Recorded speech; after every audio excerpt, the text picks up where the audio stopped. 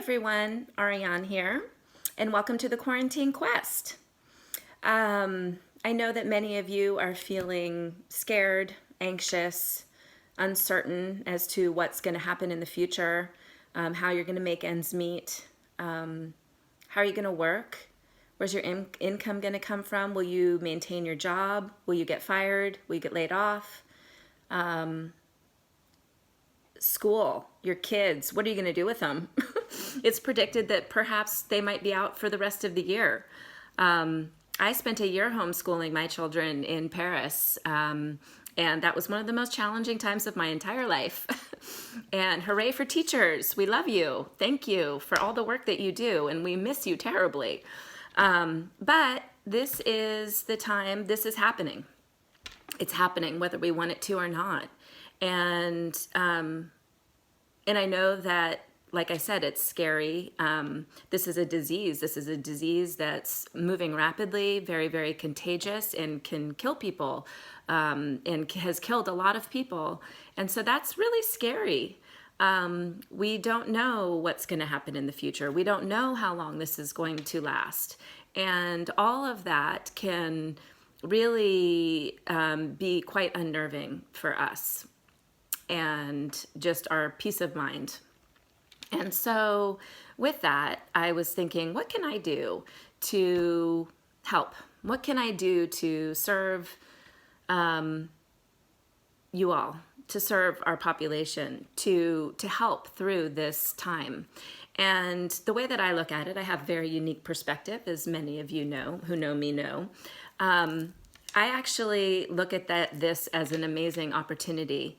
For a long time, I've been sort of studying society. I was a sociologist in college, or I studied sociology in college, and ever since have been just fascinated with social trends. And when I travel and I dance, that's one of my favorite things to look at and to sort of observe is how society works, how people move with each other. And just, what are the traditions and how do they immerse with each other? And for a long time, I've been thinking about the fact that we have just been so upside down in the way that we're doing things. Technology, although we are so grateful for it, it's so amazing. I think it had created a situation where we were relying on it so much that we were disconnecting from ourselves and from our friends and neighbors. It's very isolating. Social media can be very isolating, and we all go around in our cars every day. We're all driving alone. We go to our houses. There's not a lot of interaction in our communities, our neighborhoods. We usually, go in to our houses alone, and we're with our children, and this whole "it takes a village" thing, it's true, but we haven't really been doing it. And I was just observing our society and the world, really, and just how fast we were moving and how fast things are going, and where can we go from here? Outer space is really the only place we can go. Maybe we can have like hovercrafts and different things, but really, where else were we going to go as a society, as a human species? Where are we going?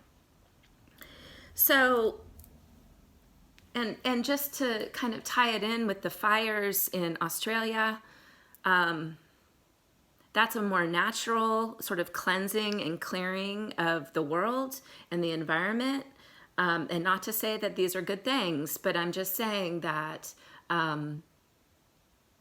when you have destruction, you can also have beauty that comes from the ashes, really.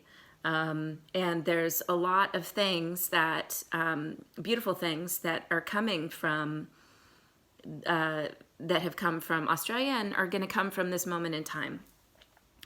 So I don't want to get too far down that path, but I do think that this is a really unbelievable opportunity for us to stay quiet within ourselves, to be able to hear ourselves think.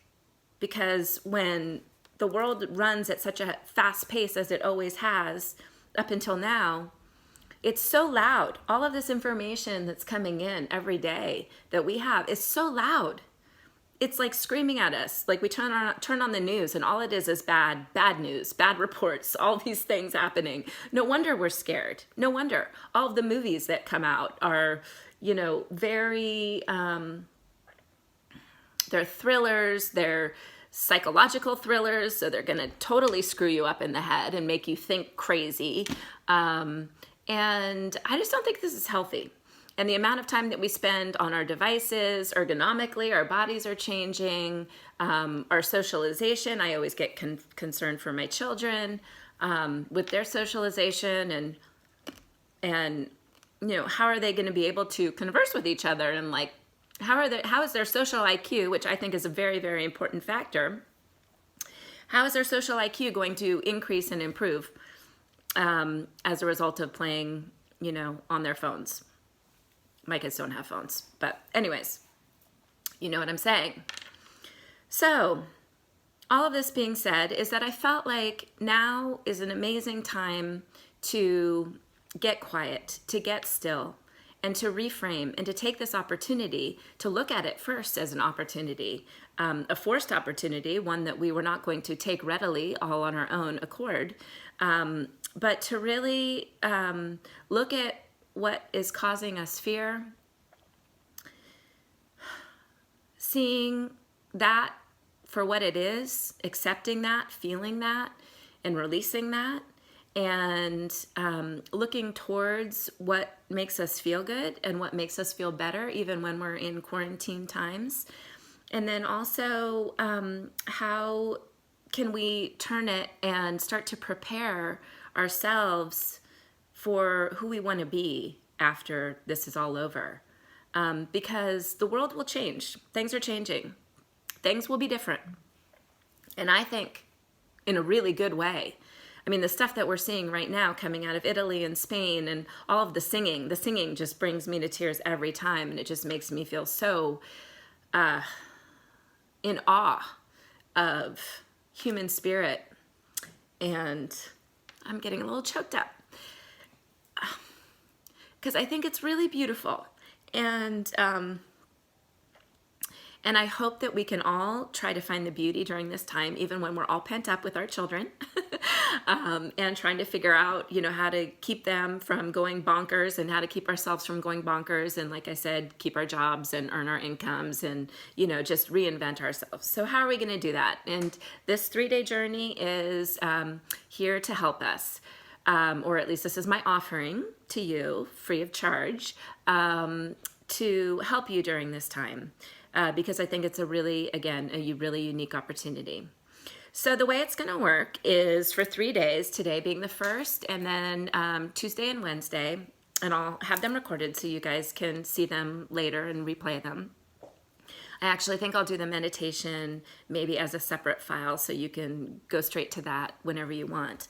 But basically, the structure of each one, my intention is to keep them between 5 and 10 minutes a day so that it's not too much, but it's enough for you to kind of ground yourself and recenter and give you sort of a direction for the day and for your life, really.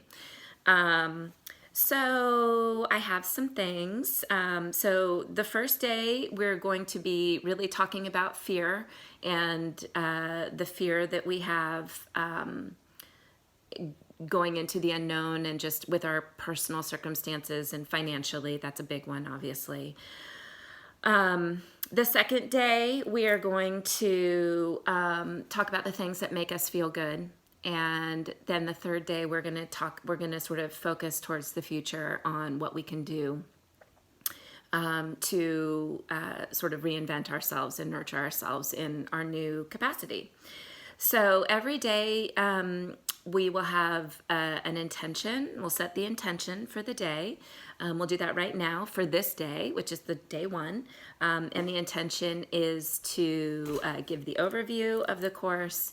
And then today we are going to look at our fear and in a meditation. That is our intention. My intention is to share this information with you and to have you receive it with love and openness. And I sincerely hope that this is valuable information to you and can help improve your life. So we'll do intention, meditation, and then some activity or curriculum. So we just set our intention for today. Our activity, or our we're going to do